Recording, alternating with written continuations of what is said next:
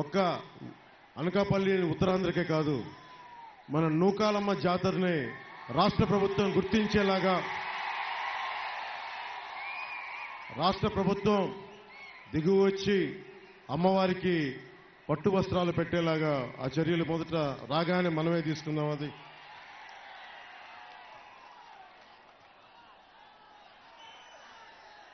అనకాపల్లి బెల్లం పేరు ఎప్పుడు వింటాం, అనకాపల్లి బెల్లం, అనకాపల్లి బెల్లం అని. అనకాపల్లి కోడిగుడ్డు ఈ మధ్యన వింటా ఉన్నాం.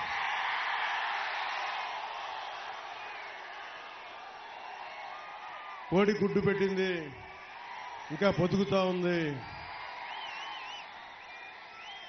ఈ వైసీపీ కోడి ఒక డిప్యూటీ సీఎంని ఇచ్చింది, 5 పోర్ట్ఫోలియోలకు మంత్రినిచ్చింది, ఒక విప్నిచ్చింది, కానీ 1 కిలోమీటర్ రోడ్డు వేయలేకపోయింది.